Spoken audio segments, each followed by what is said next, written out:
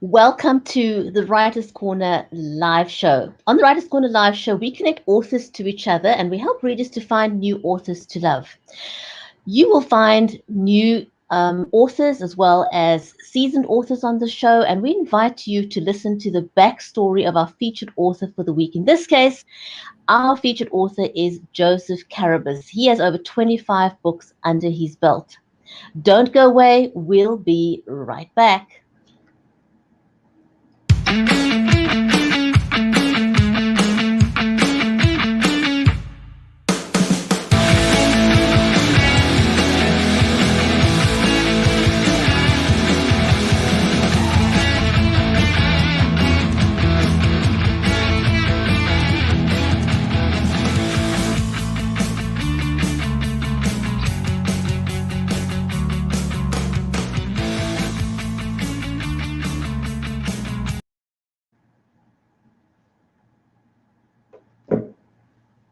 If you're just joining us, welcome to the Writers' Corner live show.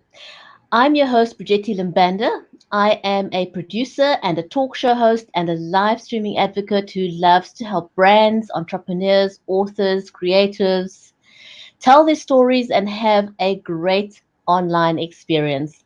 My co-host is Mary Elizabeth Jackson. Mary is an award-winning author of the children's Poolicious book series. She is also working on a screenplay and a new book to be released soon. Mary is a wife and a mom to 3 beautiful humans who inspire her. She's also a special needs advocate and a disabilities advocate, and she lives in Nashua in the USA. And I am in Cape Town in South Africa. So please do tell us in the comments where in the world you are joining us from. So I want to say a huge, big welcome to everyone who's joining us live on LinkedIn, on Facebook, on YouTube, on Periscope, on Twitter. Welcome, everyone. Welcome to the show. And we would love to introduce you to our author today. But before we do that, hi, Mary, and welcome to the show. How are you doing? I am doing great. Boy, that was a mouthful, wasn't it? Yes, it was. I know. There's a lot to talk about, isn't there? And it's exciting because we have so many places for people to join us, and so nobody will miss the show and miss new authors that maybe they haven't seen before. You know, they can find a new favorite, a new book, and maybe pick up some good tips along the way. Absolutely. That's the point of the show. We want to celebrate the authors and introduce the writing community to each other, not just the authors, but also the readers can get to hear the backstories of the authors. And our author today is an illustrious one, is Joseph Carrabis. And he describes, and you've got to listen to this, Mary, he describes himself as rather boring and dull. On the other hand, his friends describe him as intriguing, multidimensional, refined, cerebral. And they tell us that he loves to walk around campfires. He flies kites so huge that they could break arms. That's exciting. Yeah, I'd love to see that. I would. I would, because the kites are so cool and kids love them. And I have children and we love to do kites at the beach and whenever it's windy. And I did as a kid, you know, windy season's coming. Hey, it's kite season, you know. So kites are magical. Absolutely love them as well. He also loves to cook. He loves to take walks with his wife and dog. And his friends also says that he's a master storyteller with a sharp sense of humor. He's a musician and an extraordinary pizza maker. And he also knows the best diners and the best pie in New England. So if you're off to New England, Joseph is your man. He sounds like it. He should just rent himself out. You could make a lot of money that way. He should, eh? So yeah. Joseph has authored more than 25 books. Shall we pull back the curtain and meet the man himself? Yeah, absolutely. He sounds just like a very fascinating person. Absolutely fascinating. Absolutely. So with that, let's come on in and invite Joseph onto the show.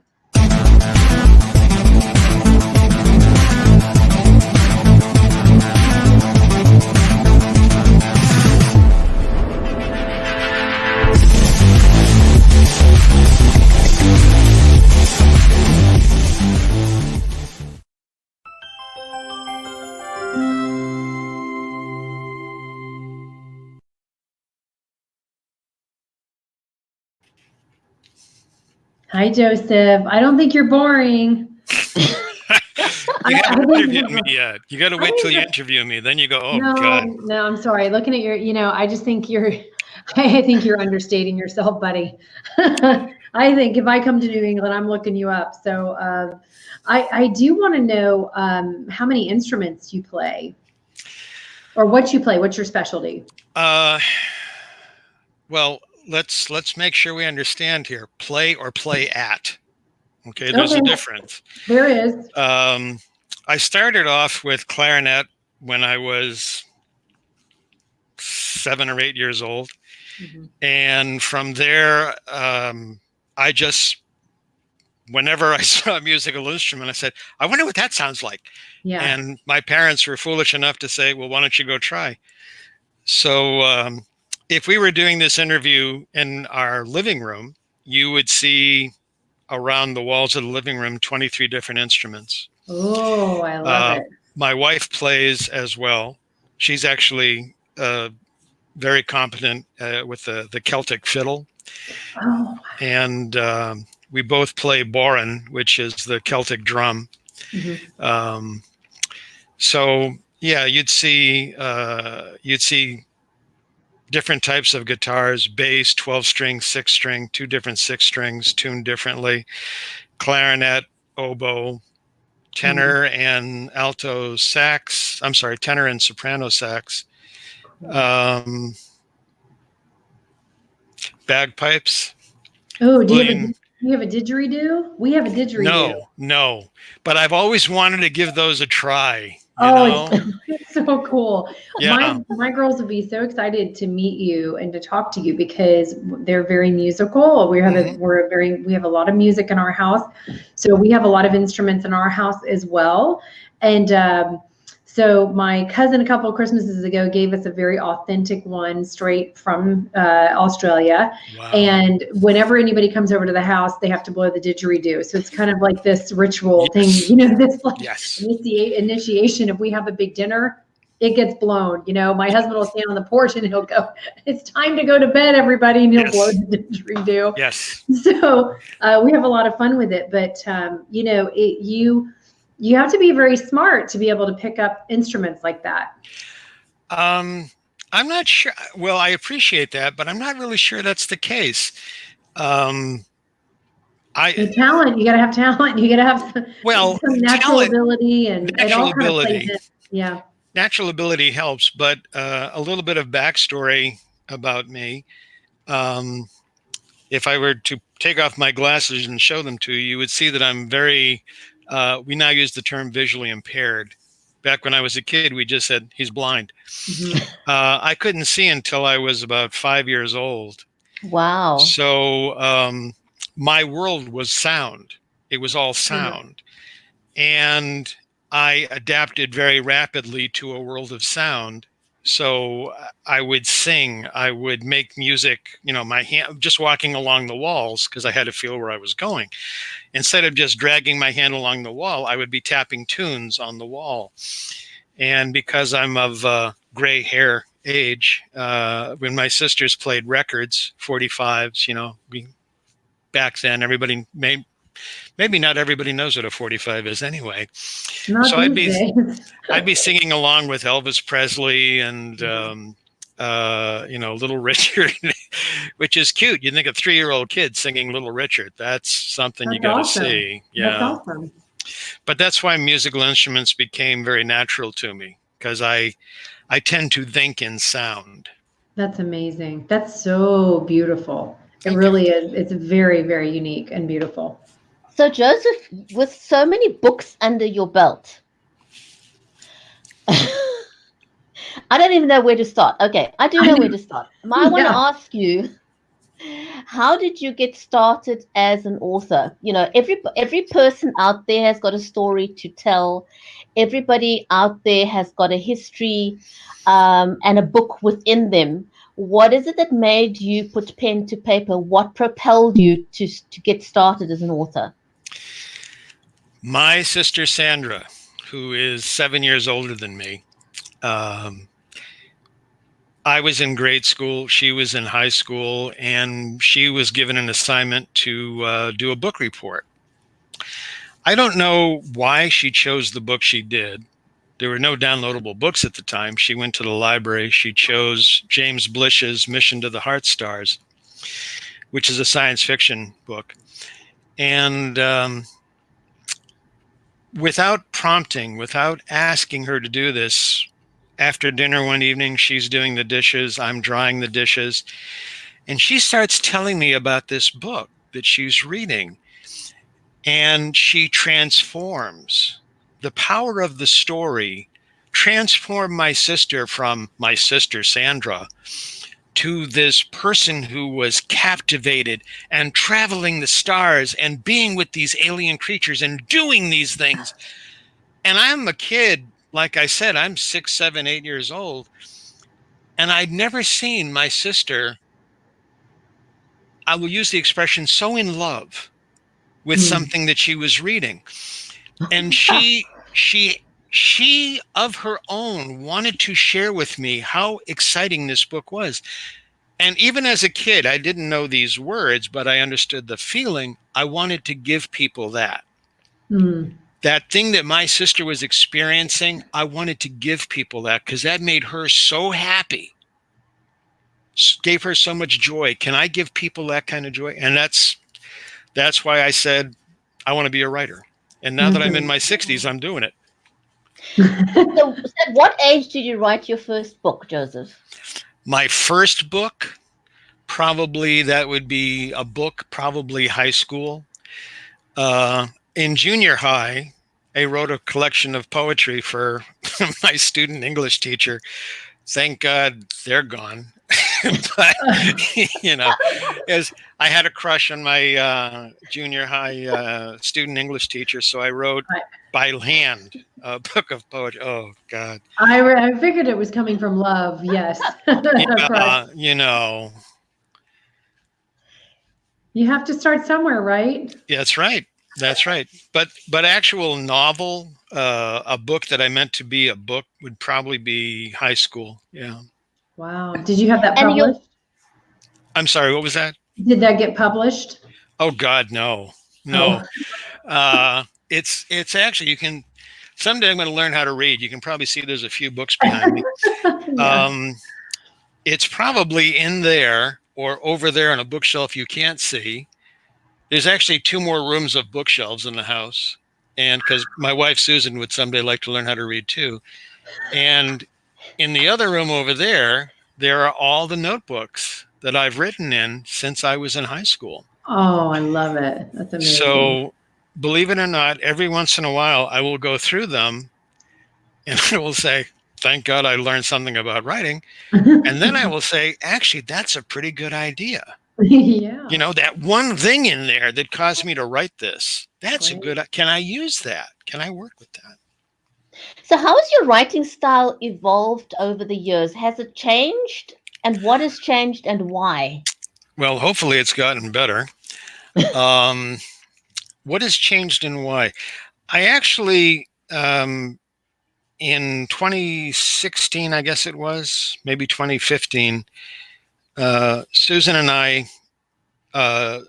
we ended a company we had created, and that left us, fortunately, we didn't have to. Did I say a wrong thing? No, not at all. I think that's Mary's fire alarm going off in the house.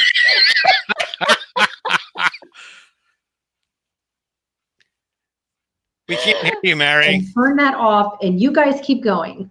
Okay. Okay. So I've actually lost. What was the question again? I asked how your writing style had changed over the years and why. 2015, 2016, my wife and I closed a company that we had started and had grown very large. So we were in a position where we didn't have to worry about finances. And Susan said, the only time I've ever really seen you happy is when you're writing. So I want you to write. Which was wonderful. Amazing gift when your partner gives you something like that. But also, I decided that I would study writing. I would really give myself an undergraduate, graduate level course in writing. So one of these bookshelves over here is nothing but textbooks on writing, how to do a plot, how to do dialogue, how to do characterization, how to do revision. And I spent 2.5, 3 years while I was writing, reading these books, doing the exercises, taking online classes. Hello again. And one of the things that I've learned is how to self-critique, which I think is a challenge for an awful lot of authors. I will be very honest and open with you. A lot of the stuff that gets published today by self-publish, traditional publish, indie publish, it shouldn't be published. It's really not that good. However, recognizing that, I am thrilled that people are putting themselves out there, because that's one of the ways you learn. One of the ways you learn is by putting yourself out there, and what does the market do with it? Granted, marketing has a big deal to do with it, but do you get consistently good reviews? Then you're doing something right. So what to you is the hallmark of a good author and a great author? a great author.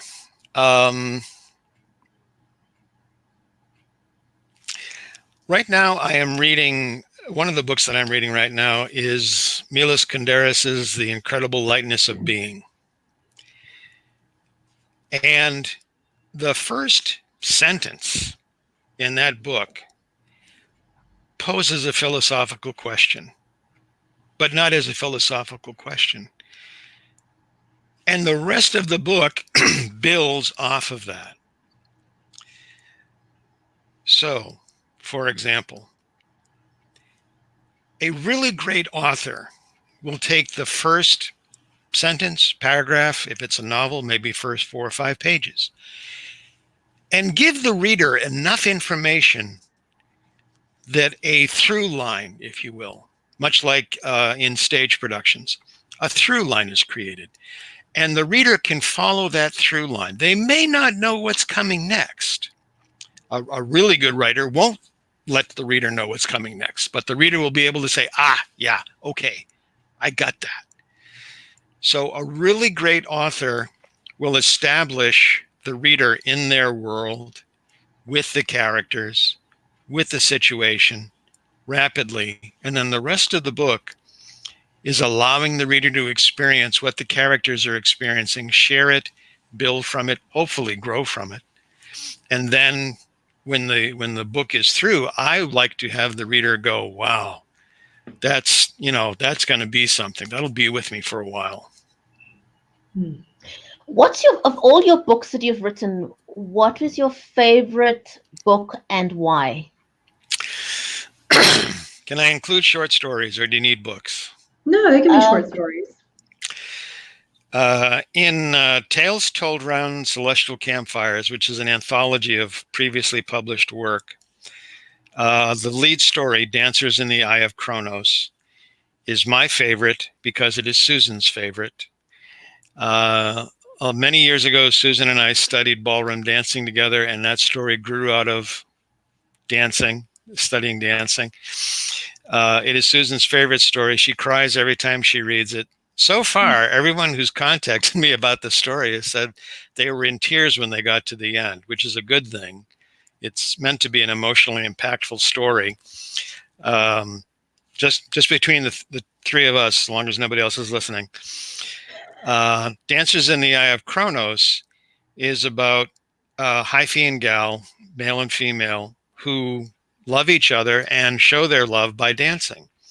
So Kronos is so taken by the beauty of what they do, he happens to say to the other gods, what are we going to do? How can we help them? How can we give them immortality?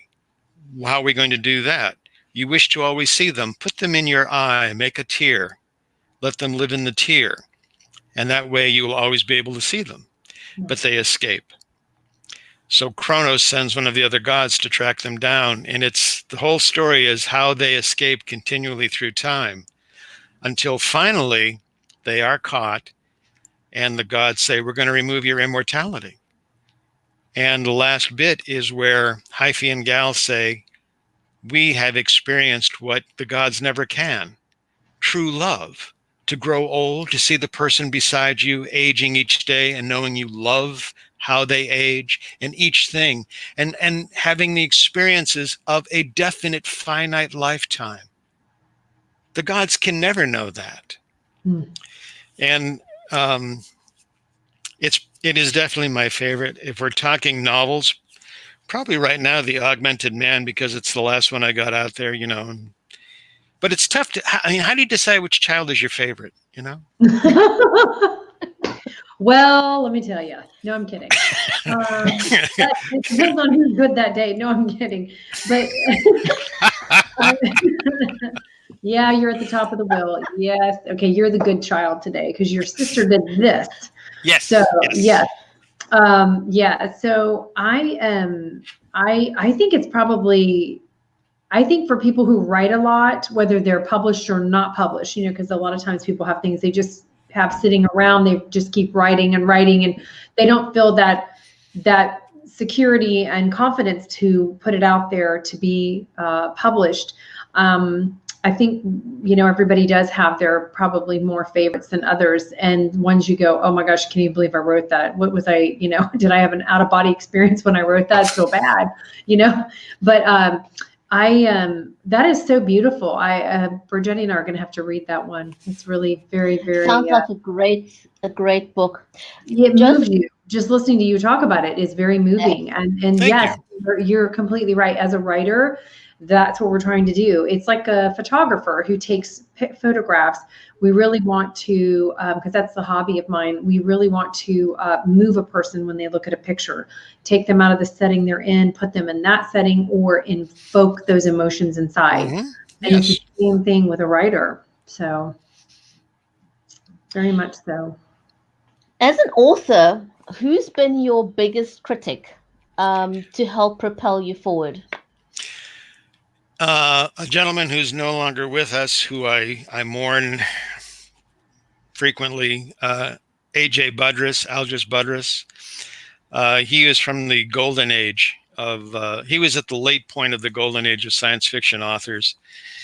And I was very blessed to meet him personally, to study with him personally. He took me under his wing. And as a truly good teacher, he beat the crap out of the work while supporting me. And that is really an important thing. You can have someone who beats the crap out of the work, but doesn't really know what you were attempting to do. They're just going to show you how smart they are by belittling your work.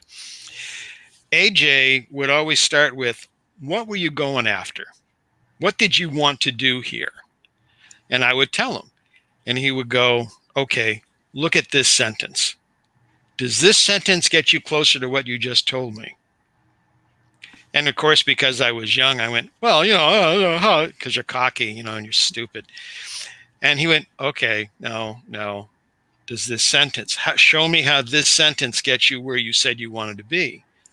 Oh, well, and then he would go, how do you make the sentence get you there? So it wasn't giving it to me. He didn't give me the solutions. He would guide me. God, would he guide me? And he would say, I can get you to the door, but you got to open it. Mm-hmm. He made you think big. He made you think wiser and older. Yes. And when I work with people, I was working with a younger fellow yesterday, as a matter of fact. AJ is my model for how to teach others, how to help them. I won't say teach, but how to share. And it was so funny because this fellow, the opening to his book was about a 1.5-page long paragraph. And by the time we were done, it was 4 sentences and had just as much information in it. Yeah, isn't that amazing? It is. But the real kicker was we're done and we're kind of relaxing. And he says to me, I'm never going to be able to read a book again. He wants a synopsis for everything now. Yeah, really. Yeah. I think that's what makes, as a writer, writing those synopsis, and things like you're saying in your query and your pitches, it's a nightmare.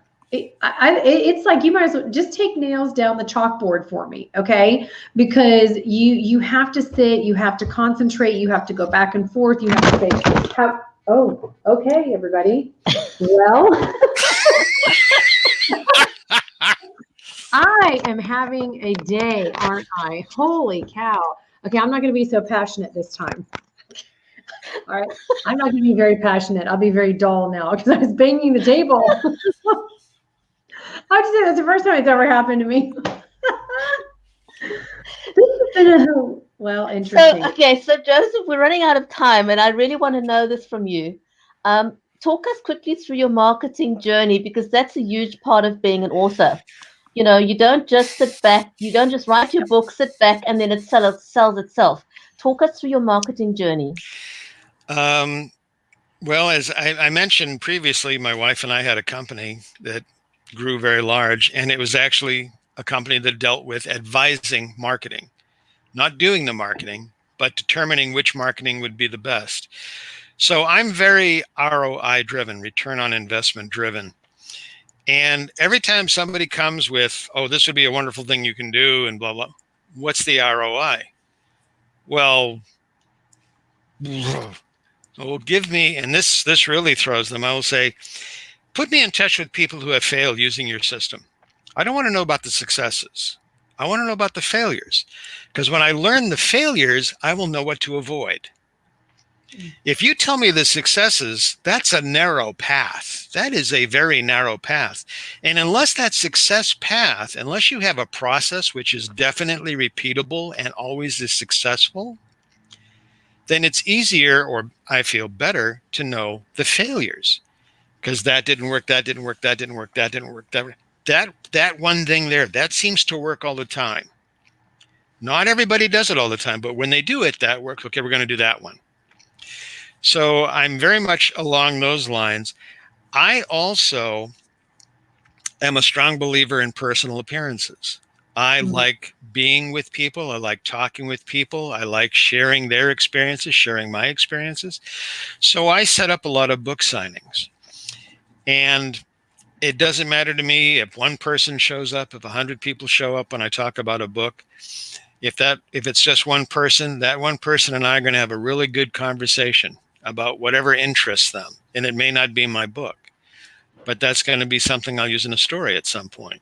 If it's an auditorium that manages to get filled, I actually invite the people in the audience, read something from one of my books that really meant something to you. I want to hear how you read it. I want to hear what it sounds like to you.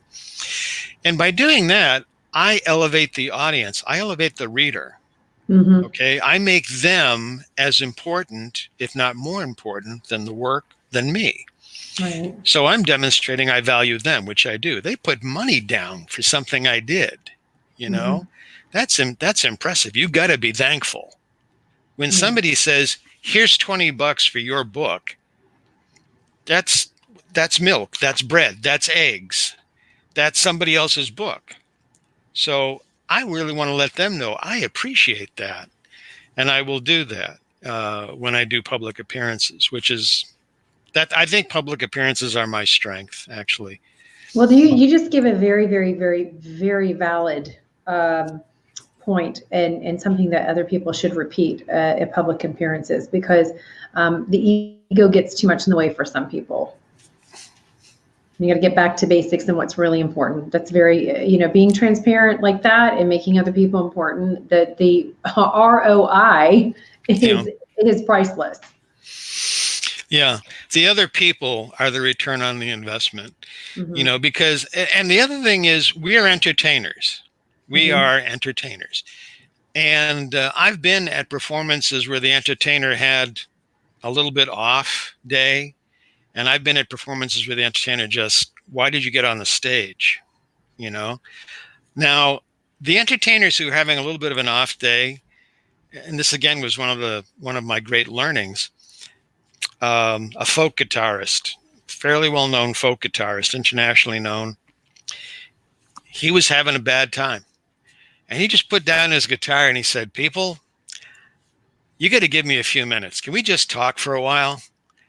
And he spent 20 minutes talking about things that were going on in his life and why today was a bad day.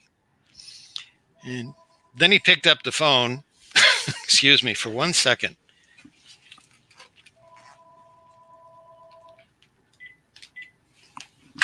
Hopefully that shut it off. And he just started playing again. And it was magic. It was magic because he got all that back stuff, which as entertainers, we're not supposed to let that come out. But let's face it, someday everybody is going to have one of those, right? Yeah. And he got it out of the way. And he got it out of the way by letting everyone in the audience know, I'm just like you. I've got some family issues. I've got a kid that's given me problems. And, you know, I can't wait to get on the plane to get back home to him, make sure he's doing okay. Wow, Amazing. I'm going to pay attention. I'm going to listen to you play. You can play like crap, but you're big now. You're up there. You know, you're a human being. So I'm an entertainer. I want to connect with the audience. I want to let them know how much I appreciate. They're giving me their time. A book is going to take, I mean, an actual book, 300 pages, 400 pages, 500 pages. That's going to take a couple of hours minimum. I don't care how fast you read, probably a couple of days, maybe a week. Hopefully they finish it. That's a lot of time. That's a lot of time not with the kids, not with the dog, not with the cat, not playing the piano, you know? So you got to... Great perspective. Yes, you got to honor and respect that and give the love back. If you folks follow me on Twitter, you're probably aware that I'm a big fan of pay it forward. You know, I like to think that I am out there for all the other writers because we're all at different levels, you know, and you got to love the person down here because you were there. You got to love the person up there because you want to be there. You know, so you got to do everything for everybody. And when somebody says, thanks for the shout out, pay it forward. Shout out somebody else. Bring it up to them. So absolutely. Well, tell everybody where they can find you, because I know we're out of time and this goes by so fast. We've had a great time, Joseph, today. Thank you for all your information and wonderful stories and the silliness that we've had today and letting everybody get to know you better. And I'm so excited. I think I follow you on Twitter, but if not, I'm going to double check. Okay. It's on Twitter. It's Joseph Carrabis. Amazing how inventive I am with names. I know. I know. You're just you can find, really, you can find me on Facebook. I think I'm Joseph Carrabis on Facebook, on LinkedIn. My website, my blog is josephcarrabis.com. I'm on Amazon, Instagram, Pinterest. You can follow me down the street through the backwoods. I don't know. To the grocery store. Yes.